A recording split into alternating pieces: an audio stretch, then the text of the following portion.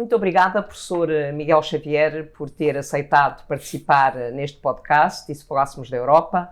Hoje vamos falar de saúde mental e vamos falar da Europa.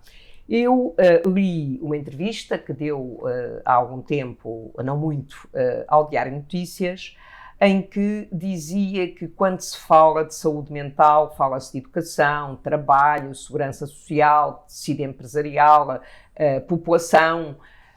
É uma questão que procurou criar um conceito, ou seja, procurou explicar que há aqui uma partilha de responsabilidades.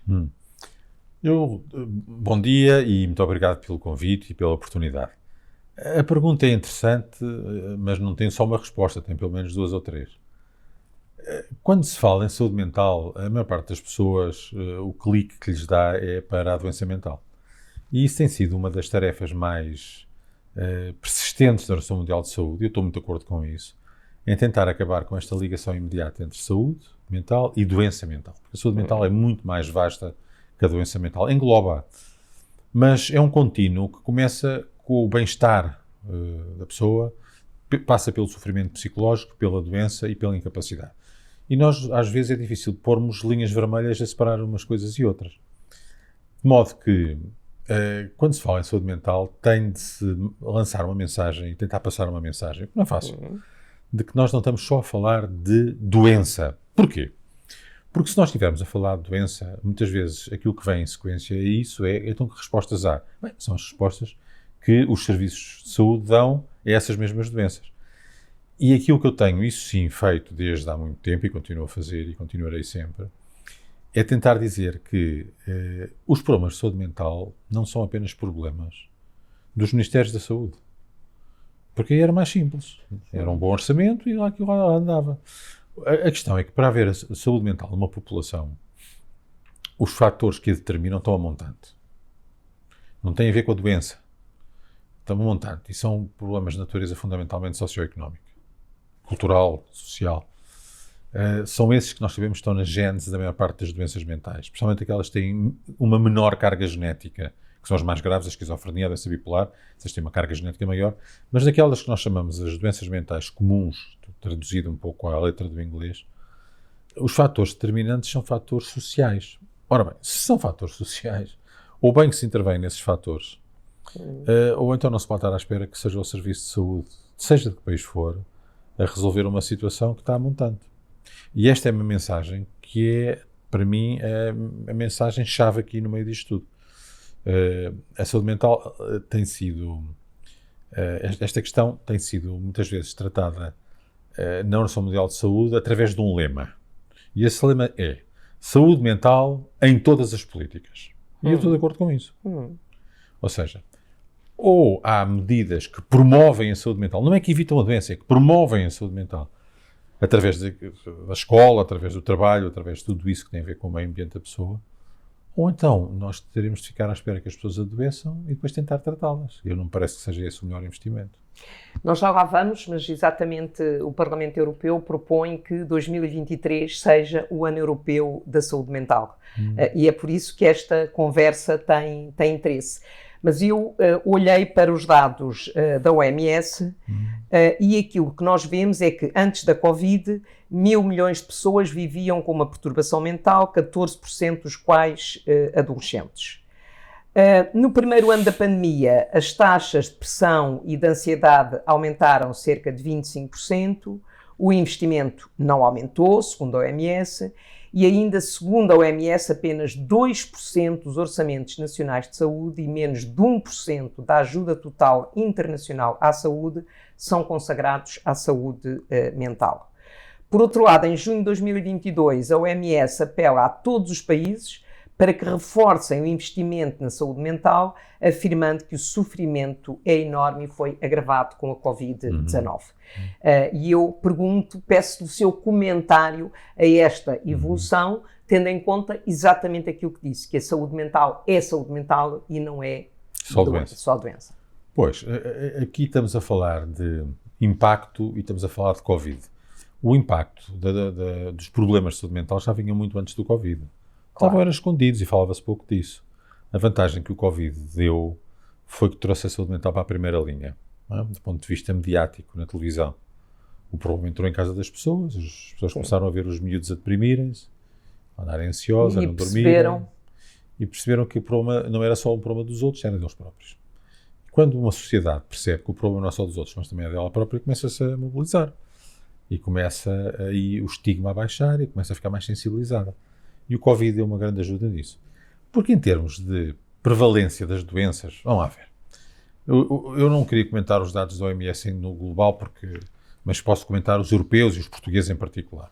Sim. Nós temos na Europa, e em particular em Portugal, uma prevalência alta de problemas de saúde mental. Cada volta de um risco de 1 em cada 5 pessoas por ano ter uma doença diagnosticada. Claro que aqui estamos também a pôr as doenças, como a ansiedade, a depressão, não estamos a pôr só as doenças graves. Okay? Mas temos, de facto, uma prevalência alta. Já a tínhamos antes. O Covid, de facto, aumentou o sofrimento psicológico.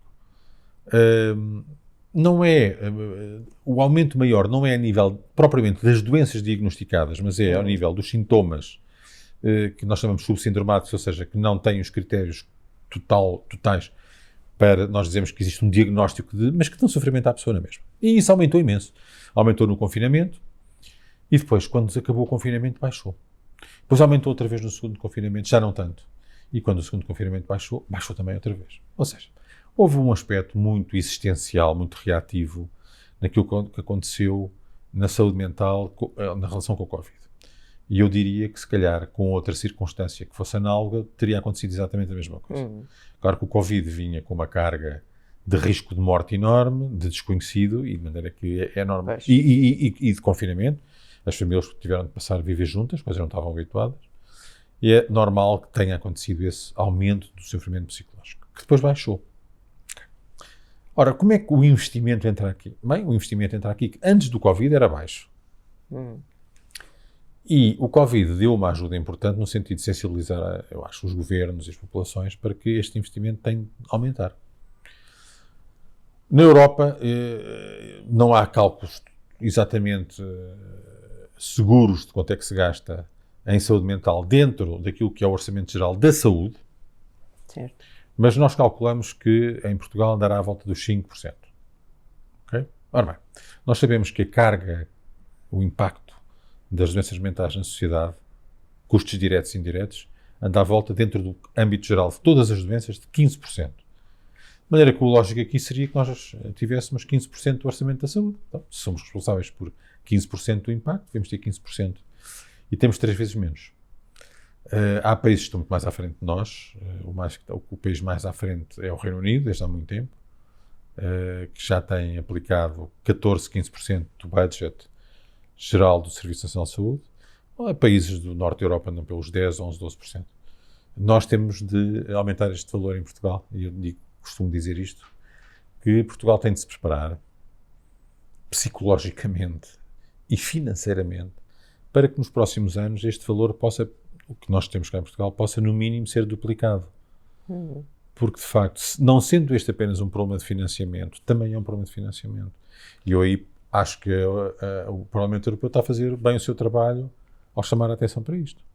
Mas o professor chamou a atenção, partimos daí, de que a questão da saúde mental não é apenas, digamos, não tem uma incidência apenas na saúde, mas tem também noutros setores, na educação, na economia, no emprego, na população, como refere. Portanto, pressupõe que também nesses setores há um trabalho a fazer. Ora bem, quando falou há bocadinho, e a sua pergunta foi de financiamento e os dados que deu, certo. Saúde mental é no setor da saúde. Certo. Portanto, do orçamento da saúde.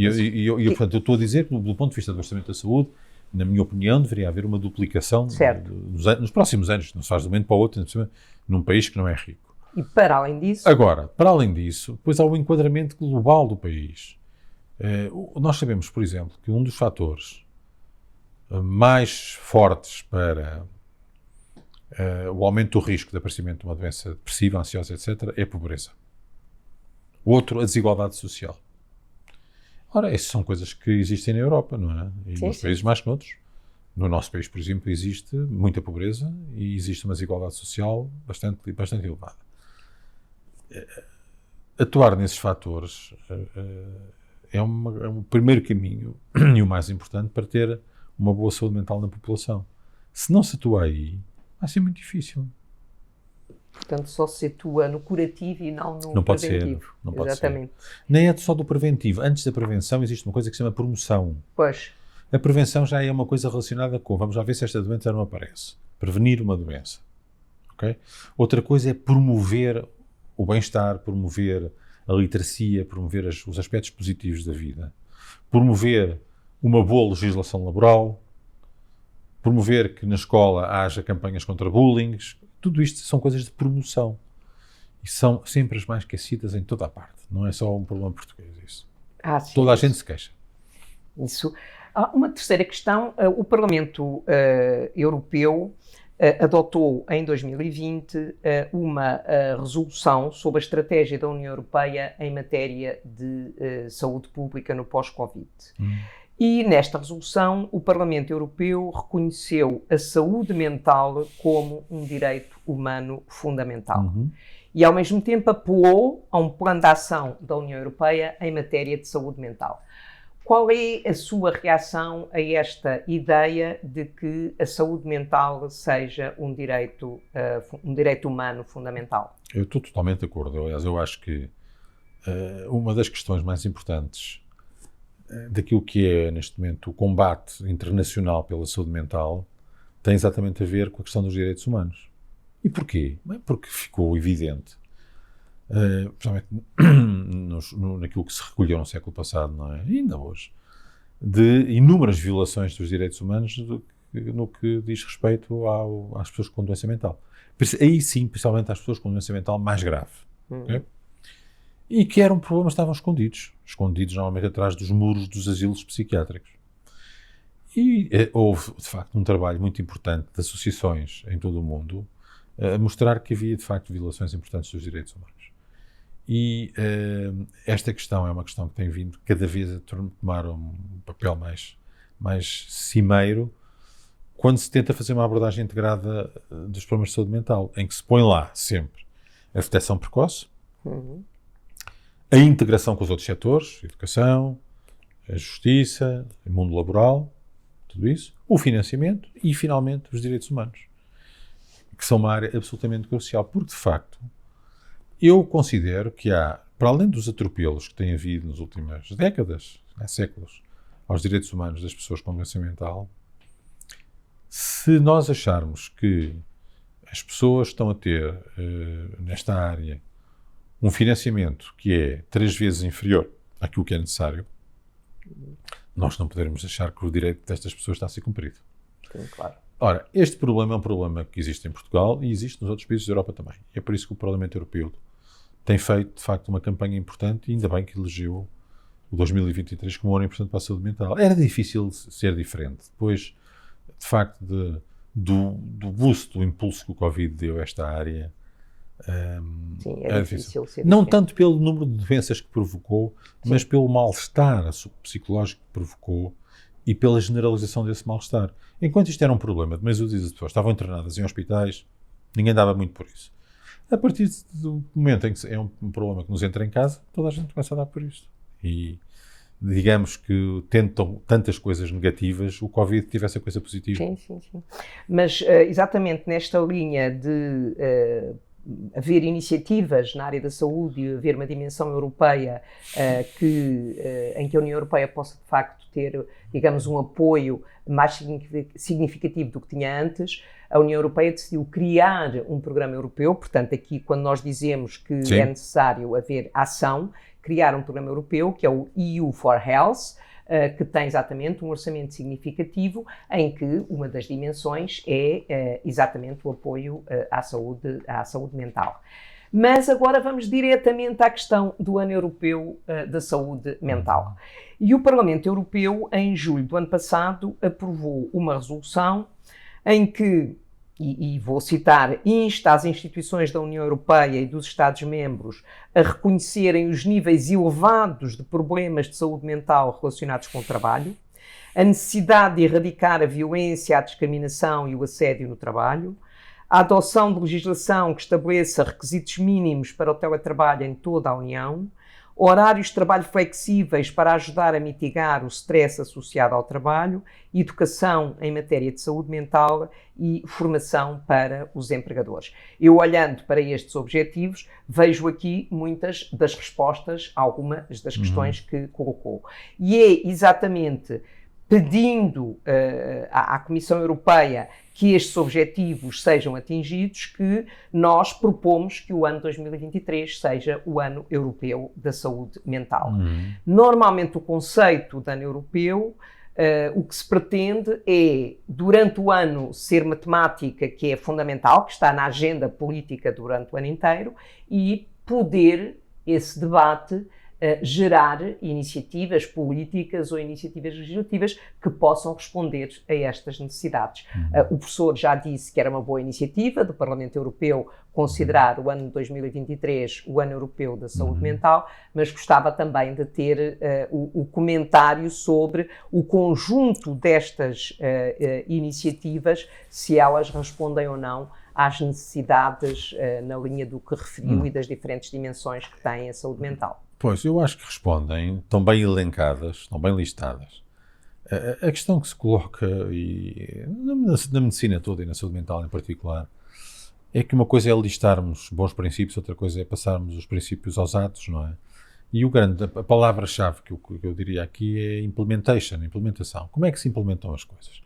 Dizer que é importante que as pessoas tenham bons períodos laborais para poder evitar o stress e o burnout, etc., é muito interessante. Mas depois é preciso que isso tenha um correlato, e o correlato é mexer nas políticas laborais. Portanto, eu acho que o Parlamento Europeu, na minha opinião, não se deve limitar, nem se pode limitar, a elencar listas, porque, por exemplo, essa lista que me mostrou é uma lista que pode encontrar facilmente em documentos da OMS já com 20 anos. Portanto, não é nova. Certo. Sendo verdadeira, não é nova. E a pergunta é uma pergunta que se tem de colocar é: porquê é que 20 anos passados, desde que a OMS lançou o primeiro grande report, em 2001, o World Health Report foi dedicado à saúde mental, foi uma pedrada num charco, e já tinha lá os princípios todos, que era preciso seguir para melhorar as coisas, porquê é que 20 anos passados se continuam a falar dos mesmos princípios? Não só foi lento, como em alguns casos não foi começado. E não foi começado porque, de facto, não houve uma preocupação, para além de definir as áreas em que era preciso mexer, como é que isso depois se ia pôr no terreno. Certo.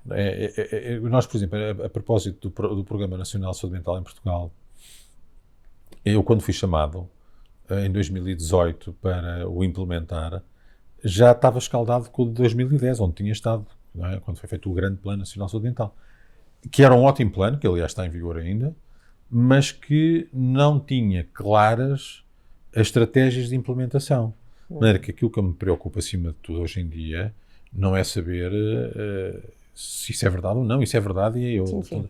É como é que nós lidamos com as barreiras à implementação. Esse é o maior problema de todos, não é? Porque há barreiras importantes à implementação. E de facto, eu acho que o Parlamento Europeu tem não só responsabilidades, como potencialidades e capacidades de poder mudar algumas coisas, assim os grandes grupos políticos lá se entendam. Eu volto a dizer, a questão laboral e da política laboral é aqui crucial. Não é? Nos tempos de hoje, a maior parte do tempo que a pessoa passa é no trabalho. E é no trabalho que tem a maior fonte de burnout. E, portanto, ou atuamos aí, ou então, depois como é que vamos fazer? Vamos arranjar hospitais para pôr essa gente toda? Pois. Não me parece bom. Ou dar-lhes seguros de saúde?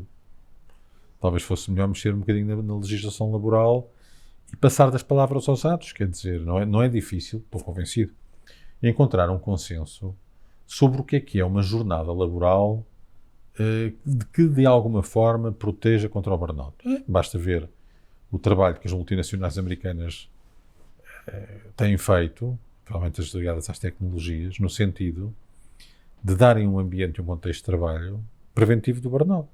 Aliás, trabalhando muito perto na estruturação das empresas com entidades e associações e grupos cuja tarefa é exatamente montar aquilo de maneira que a probabilidade de burnout seja mais baixa.